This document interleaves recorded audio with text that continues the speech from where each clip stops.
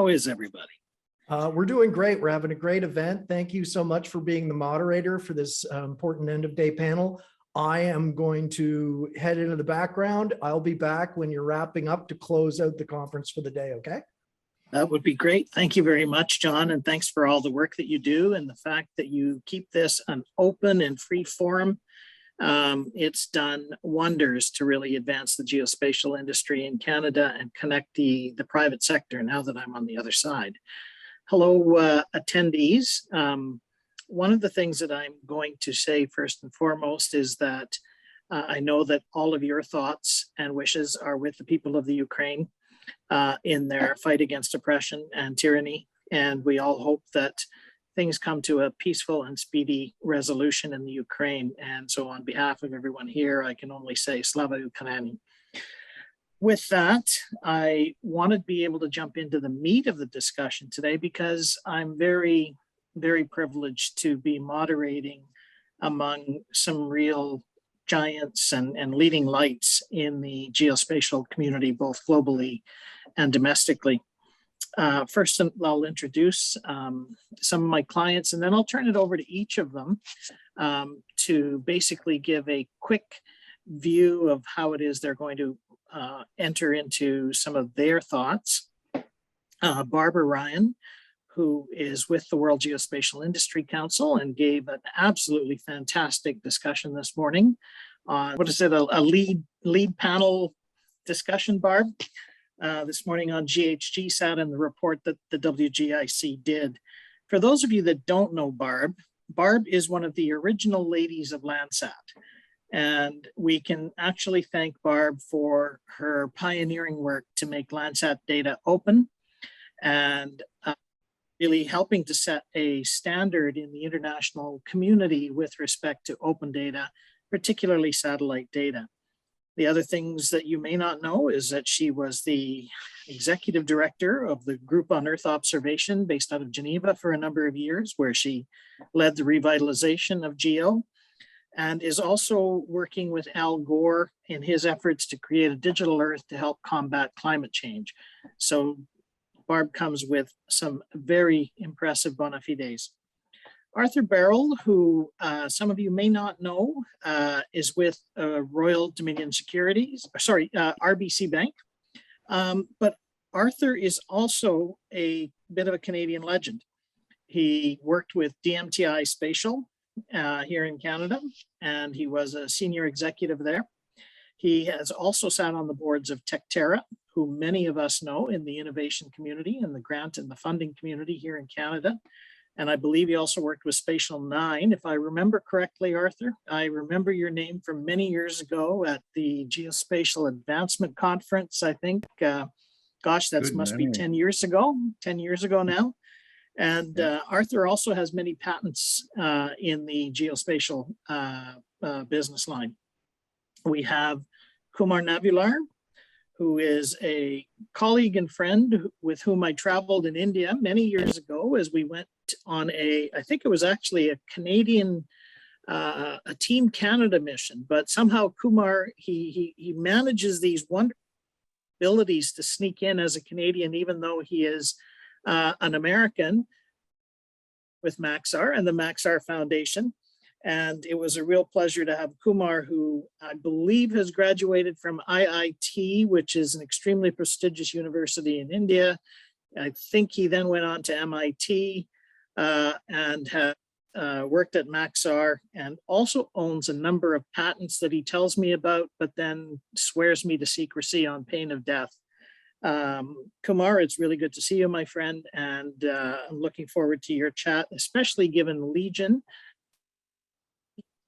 with the ethics of AI in the last year.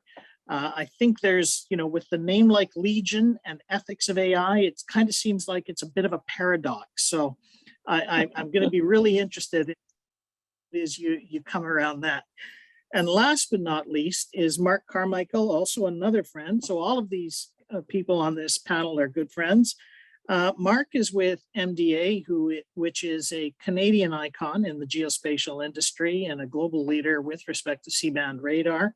Also famous for manufacturing the robot arm among other things. And there is a wonderful return to Canada with MDA. Although the divorce, from what I understand, Kumar and Mark, was very amicable, and that Maxar and MDA remain best of friends even to this day. Yep. So happy to be here. And it's true, we still work together deeply. That is fantastic. So with that, I'll just give everybody a quick suggestion, quick rundown on today. I think what I'm going to do is have Barb go into the WGIC report on artificial intelligence, give a bit of an overview on that, and then each of you will speak to your role in AI, and then we can jump into the meat of the discussion, and let's get the community involved. And if you're on the screens listening, everybody, time for a scotch or a beer or a glass of wine or a drink of your choice or a tea, and let's have some fun, and let's be provocative a little bit. So with that, over to you, Barb. All right. Thank you, Prashant. And it's really an honor to be here, and great. Of course, I know Kumar, but for your other guys, nice to meet you. Let's see, just real quickly, and when I'm done talking, I'll put it in the chat box, but you can go to our website, www.wgiccouncil.org, and download a free copy of our report on GeoAI. We undertook this policy effort, about a year and a half ago, released the report actually just at the end of last year. And what we ended up doing, like we do actually with almost all of our policy reports, and in this regard, I actually should do a shout out to Kumar, because he actually serves on the Maxar as a member of the World Geospatial Industry Council, and Kumar's the Maxar representative on our policy committee. So Kumar, thanks for that. But in each of our reports, what we try to do is a global scan of legislation around the world that pertains to a particular topic. So we did it with our first report on the protection of personal privacy. We did it on the next report of GeoAI. We're about to do it, release the report that I alluded to this morning on spatial digital twins. And what we found on the GeoAI report is that while some countries around the world have in fact put together legislation or regulations that affect or impact AI in general, artificial intelligence, not many have kind of drilled down and looked at specifically geospatial AI. And yet for all of us in this field, that's just really important. So I'm going to put it in the website so that you could come in and download that report. What we did is in addition to that policy scan around the world, we ended up putting some best practices in place, and then also, like in all our reports, put some recommendations forward either to governments and or to the private sector, our members, on how to ensure best practices are followed, or in the case of ethics, and I think that may come up a little bit later on in the panel, that these tools and technologies are being dealt with in an ethical manner. So I just refer folks over to that report. I'll put it in the chat, Prashant, and we can go from there. Okay. Yeah, thanks very much, Prashant, and delighted to meet you folks. Barbara, I think we may have met at one point. I'm delighted to say that in my very early formative years, my thesis was done on Landsat when I was practically a kid, and I've always had a soft spot for Landsat ever since. Just a couple of things. I don't want to delay us from getting into the meat of the conversation, but just to give a little bit of perspective on what goes on at RBC from the standpoint of location intelligence and geospatial data. We process, RBC as a company processes 800 million transactions a day, not a week, a day.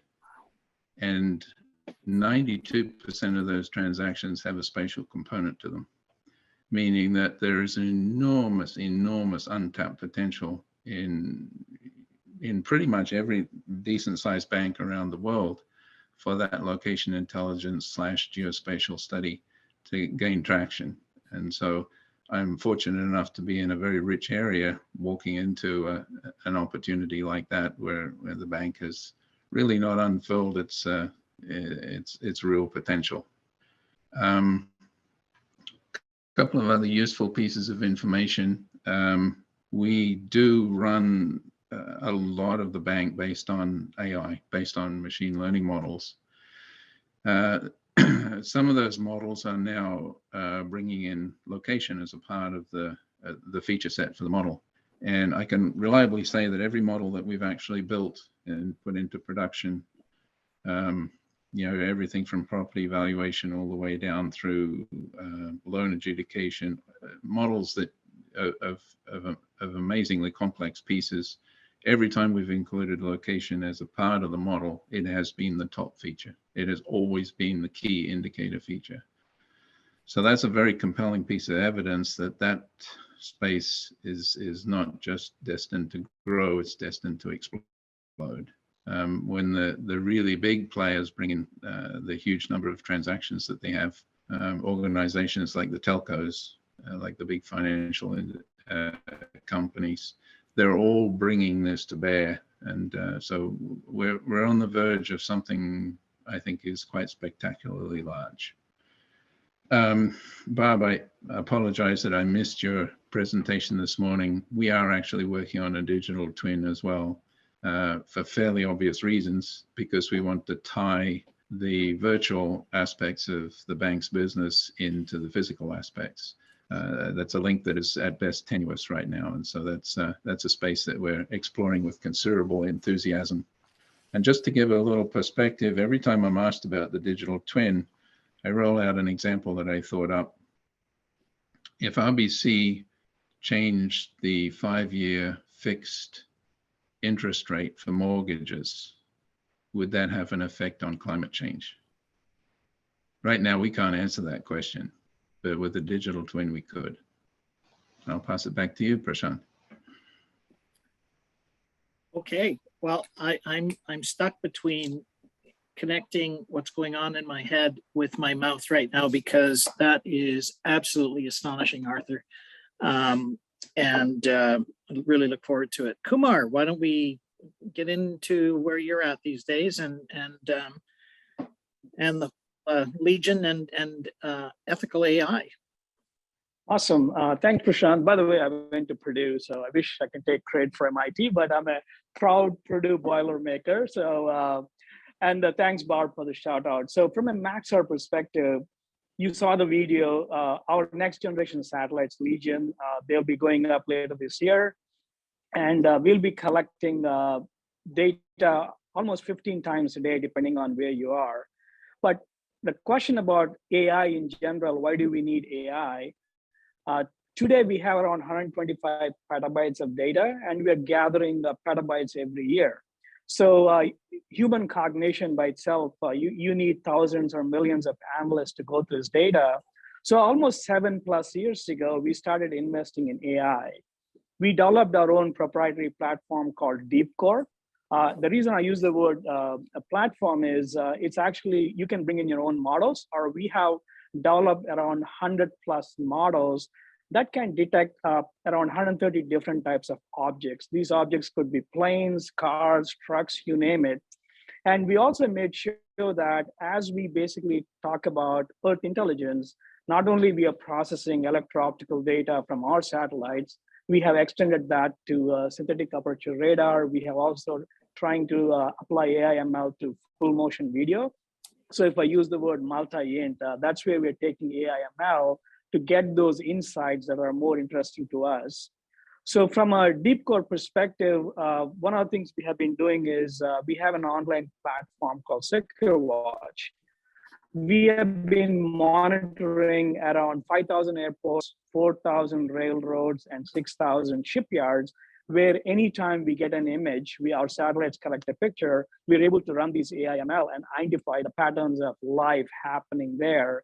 And the other key thing is just going a shout out to what Barb started talking about. When you think about AI, you have this sequence of steps. You have descriptive, what you're describing in a given image, then you're going to trying to predict, and then eventually prescribe an action. So that's the path we see the AI ML is going. So we are able to actually not only ingest our petabytes of data, now we are going after the actionable insights. So in terms of applications, first let me talk about the horizontal applications our platform DeepCore can support. The first one, we call it ATR, which is automatic target recognition. So these are the multiple objects. The second one, which is interesting at the same time, is broad area search. You're looking for a specific object in a large area. Some of the concrete examples I can give you is, as I already mentioned, detection of cars. We actually are partnering with a company that is actually doing solar panel detection, also identifying road furniture using our imagery for autonomous cars and vehicles. So we see a lot of applications of this platform, DeepCore, for multiple verticals, all the way ranging from military to autonomous cars to agriculture. So we are pretty excited with and going back to Legion, as we start collecting data multiple times a day, we believe that we are able to actually take this technology and make sure that the latency from the data collection all the way to insights is basically reduced so that people can use the information that's happening out there. So in terms of going back to ethics, I think we can talk more about it. We can actually start with the remote sensing policy, which talks about collecting data globally and how we can actually derive these insights, but look forward to those kinds of discussion for the panel. Back to you, Prashant. Great, thank you, Kumar. And so many, if I think the audience is not as gray as I am, I suspect many of you don't know the story as to how RadarSat actually got built. And so legend has it that one day Prime Minister Trudeau the Elder was briefed about an American submarine in the Arctic region, and he asked where it was, and the military responded, "We have no way of knowing." And he said, "Well, can we send some ships to find them out?" And he said, "Well, it's a big place, Prime Minister. It's going to be pretty hard finding them.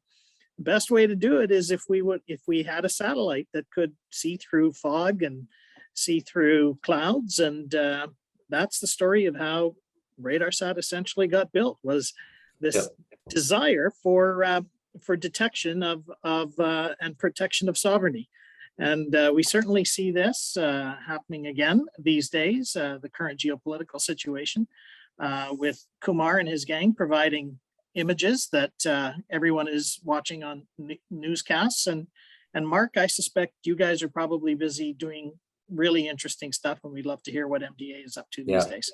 Absolutely. So I'm Mark Carmichael. I'm Director of Product at MDA.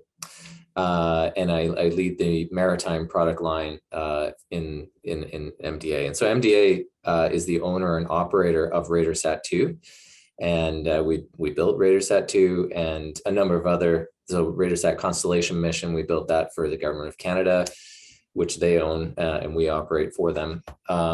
And then we've also announced that we're launching the Chorus constellation, which is a C and X band constellation of SAR. So that will be our continuity and expansion mission.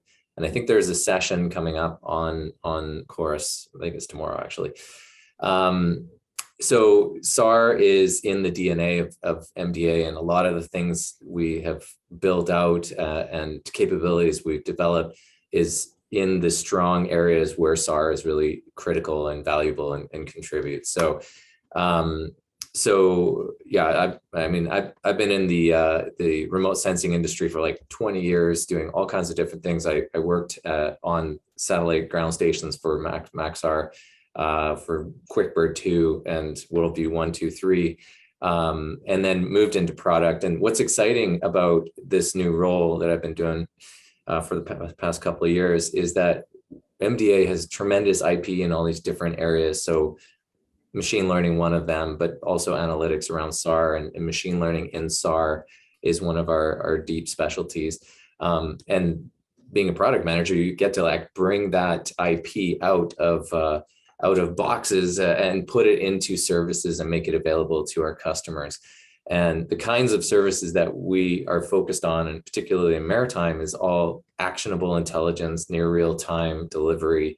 And in the maritime space, every vessel that is moving to some degree, unless it's in port, obviously. But so, you know, if you deliver something 1 hour later, a vessel is moved 10 nautical miles. If it's 5 hours later, you know, 50 nautical miles. And then it's like, start to get really difficult to do anything about the intelligence that you provide. So machine learning is critical because it shortens that timeline from sensing to delivery. And so one of the things we're rolling out this year is our Maritime Insights platform. And essentially that's like a multi-layered surveillance of the maritime domain solution that works hand in glove with command and control systems like the NATO Triton system that's getting rolled out soon. And it does employ ML capabilities on optical, on SAR, doing things like detection, classification of both optical and SAR vessels, but also in the radio frequency space, which is a brand new and very exciting field as well. We fully intend to once we get access to the raw data that's coming online, start to employ machine learning to do things like signature matching and being able to track dark vessels that are not self-reporting AIS data. So really interesting new field, and I'm super excited. Maritime is a great field to work in. Highly recommend it. Really fascinating. Well, look, gang, I want to get into an interactive session right away with the audience. So Jonathan and Tessa, if we can open up the questions, we'll proceed. I have a couple of things that I can talk to that are filler. And until we get a question, what I'd like to do is I'd like the panelists to maybe speak a little bit about the interesting situation today where we have financial transactions, the SWIFT system, Arthur, that is under scrutiny to a great degree. I imagine billions and billions of financial processes, all of which have a spatial component that are at play globally. Kumar, you and Mark are probably heavily involved in some of the surveillance issues. What's the ethical framework around the data, the geospatial elements to this broader global geospatial situation that we're confronting? Can you lead off with that, Arthur, especially given that we're talking about holding back, the assets of President Putin and many of the oligarchs and that sort of thing? Yeah, this is right in a space that's very tense right now, even inside the bank. There's certain parts of it that I probably shouldn't speak about. But one of the things to think about is that despite being a virtual network, SWIFT has physical entities to it. So transactions are routed through the SWIFT network. And so they visit certain nodes around the globe. And one of the things that we're looking at is, okay, so Russia has been essentially shut out of the SWIFT network, but the general consensus is that Putin's team have found bypasses. And so that is a spatial problem. And that's a spatial problem that we're already looking at. I'm being circumspect a little bit because the whole thing is very, very sensitive, and there's aspects of this we really should not be discussing. But that's one aspect of the SWIFT story. Is there more generally some ethical guidelines and some ethical frameworks that you have to apply, or that the banks and financial institutions adhere to when dealing with location? Yeah, good question. There are a raft of regulations that, I mean, we all know particularly Canadian banks are probably the most regulated industry, certainly in Canada, and probably we figure in the world in terms of regulatory constraints. Those constraints, unfortunately, have not been written with the notion of location intelligence in mind. So the constraints become very rigid, and in some places, you know, we're actually acting as advisors back to the regulatory bodies, saying, listen, if you really don't want to constrain the kind of things that we can do with location intelligence, because they're so valuable, you don't want to put a cap on those. And so there is a conversation back and forth with respect to that. There's a deeper self-regulatory aspect to it, in that the data that the bank holds is intensely private.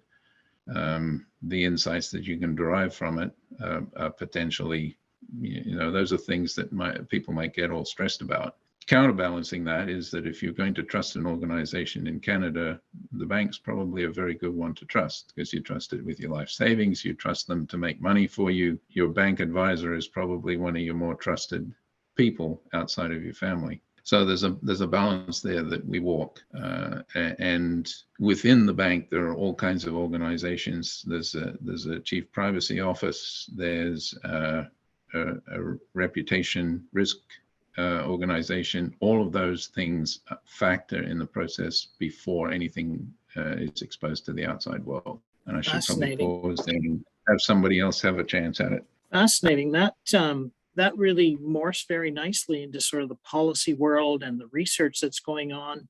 Barbara, in your experience with the World Geospatial Industry Council and GEO and USGS, have those thoughts ever permeated either the intra-governmental organizations that you worked in or the governmental organizations? And do you see the private sector in the geospatial community actually thinking about some of those things that Arthur has raised? Yeah, good question. I guess a couple points. Not to my knowledge at, say, the SWIFT level. So if we're talking about that, I can't believe before this week that I've been involved in any of those conversations, okay? But what I was thinking is, you were both answering the question and Arthur was responding, is for me, the counterbalance on all of that would be the protection of personal privacy information. And so our report that we did put together, again, it was a global scan of legislation around the world.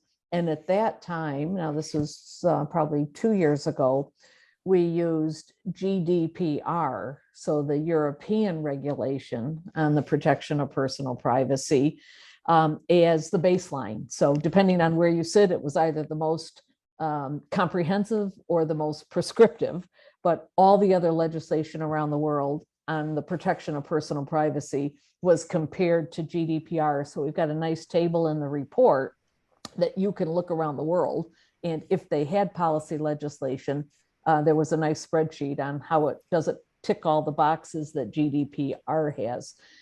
So the only thing I would add is that it seems to me that that's kind of the counterbalance that's going on right now. Obviously, there've got to be regulations that if somebody's doing something illegal with that money, then that ought to take precedent over the protection of that personal privacy. But I think those are, for me, though, I think those are the end members. Just a footnote to that, Barbara, I'm glad you raised GDPR. One of the aspects of GDPR that raises a challenge, not just in the location space, but in the analytics, the AI space, is that one of the things you, as a person subject to GDPR, can do is you can require the bank to remove all of your records and to prove that those records have been removed. Now, if we used your records 10 years ago to make loan decisions about other customers, that even that has to be dismantled and removed. So it imposes an enormous traceability burden on the bank. If we weave into that the spatial aspects of it, it becomes even more challenging So just an interesting perspective there, and I'll hand it back to you, Prashant. Thank you. For all those people that work in government, I hope that these particular issues have landed with a thud. Those are very significant policy issues that really do need to be addressed in government. I want to come back to you, Arthur, but also bring in the rest of the panelists and touch on Barbara's experience with Al Gore, climate change, Mark, the work that you guys are doing with RadarSat and the new set of programs. And Kumar, of course, you guys have talked about climate. You have a foundation at Maxar that's also been giving out grants and loans. How is it that AI can help us around geointelligence and climate? And Arthur, why is it that RBC is kind of the bank that stepped up to take a leadership role in among the Canadian banks based on what we can see? We let me start at the top.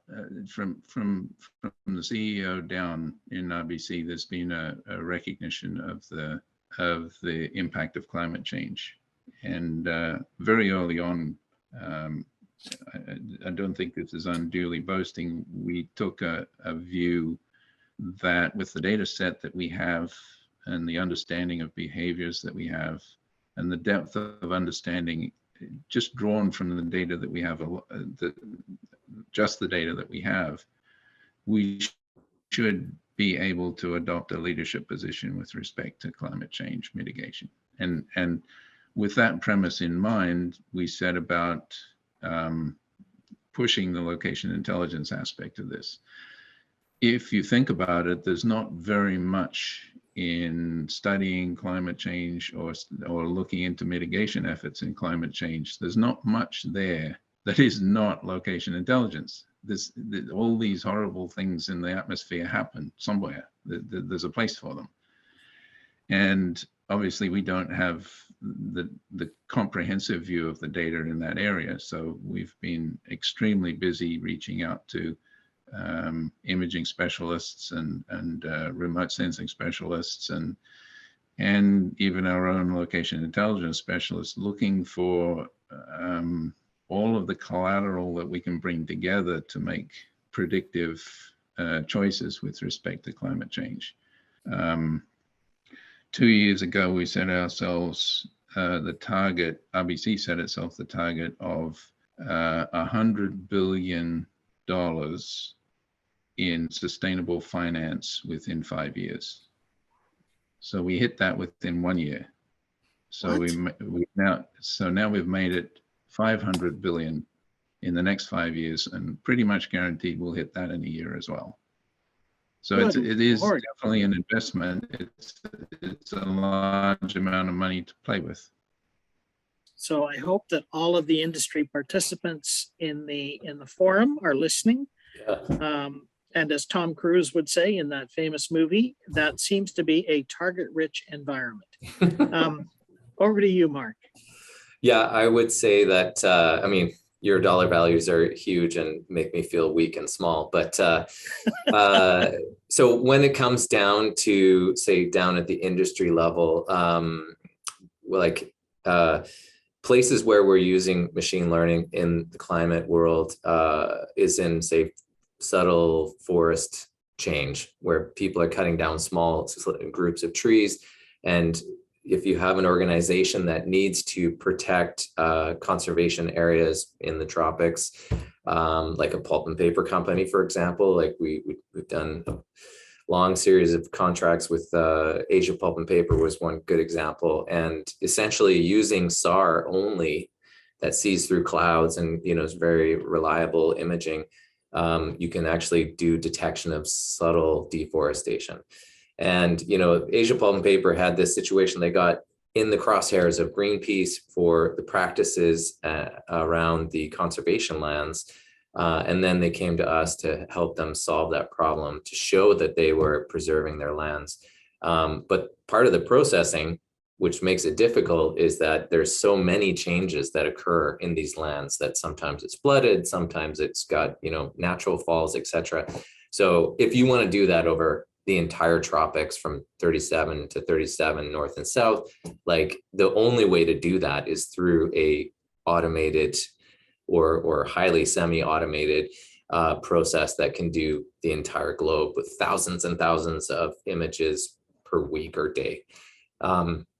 So some of the work we've done actually with CSA, I think it is, was to automate that process. So and what would be interesting maybe is, if you could create ESG reports for companies by tracking their use of their lands. So it could be a pulp and paper company, it could be any company that has conservation lands. You could create this sort of information product that gets tagged to, say, RBC. I know, since I know them well, they will spit out these reports on a company and do a detailed analysis. And I think there's an ESG section in that report, but if there was also, these guys are specifically not protecting their forest, or they are protecting their forest, therefore they are either, maybe there's a carbon implication, maybe it's just an ethical implication.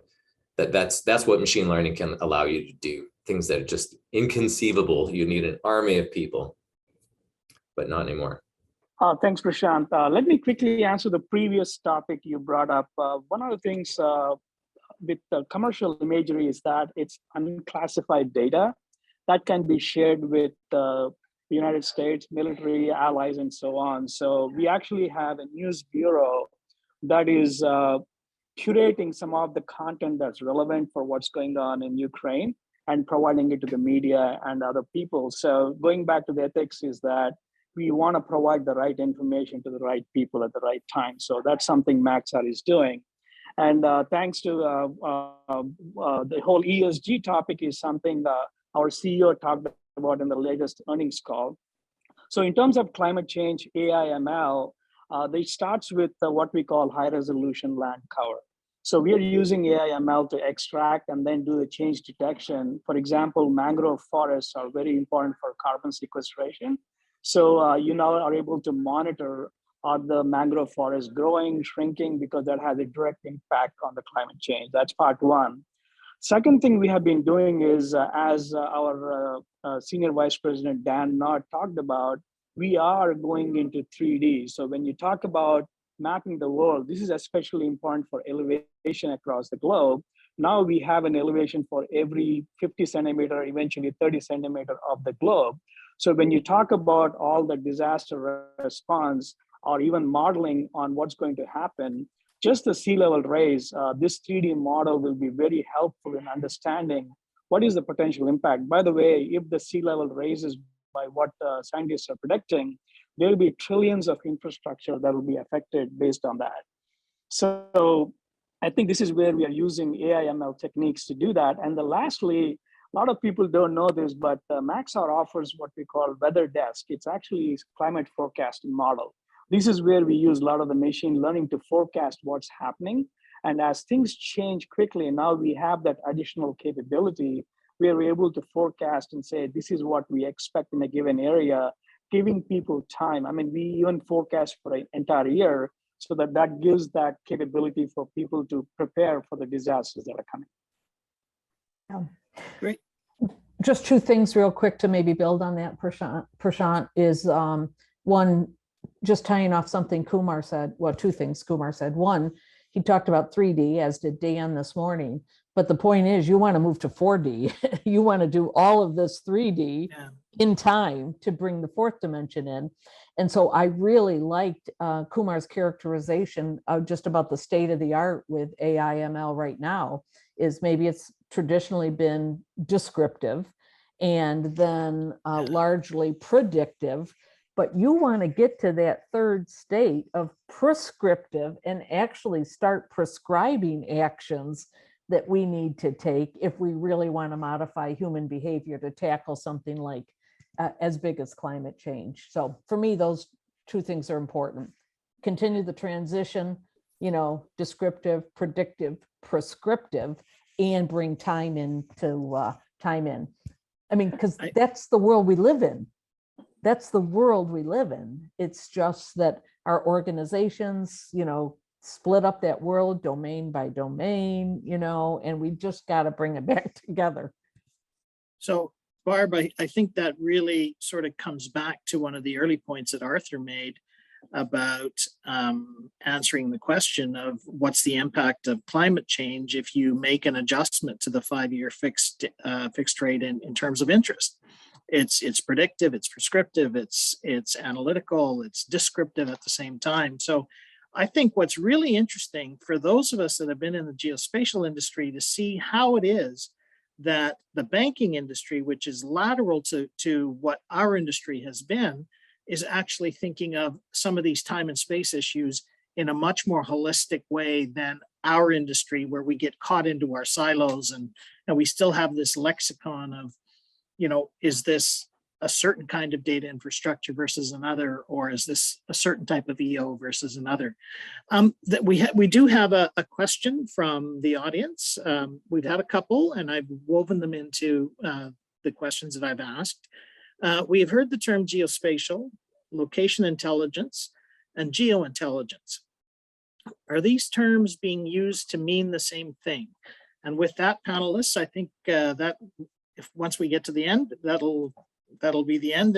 And Barb, this time I'll start off with you and then go to Kumar, Mark, and then Arthur, last word to you. And I'll jump in right away because I'm not actually one to talk about that, you guys, because for those of you that know me, I'm a lumper, not a splitter. And so I'm going to hand that over to somebody else, okay? Because I lump them together. Thanks, Barb. Actually, I agree with that. Actually, at UN GGIM, there was somebody who was saying this, everything happens somewhere at some time. So all these things point to what's happening in a given location. But the key is the relationships of one location to another. I think it's not about what's happening at a given location. What is the impact of, if the supply chain in Thailand goes down, then there are impacts for computers in California. So it's not only thinking about what happens somewhere at a given time, it's also about the importance of connections worldwide in terms of location and the information that goes with it. Well, I think this is fascinating because Kumar's just described the butterfly effect as actually having spatial relationships.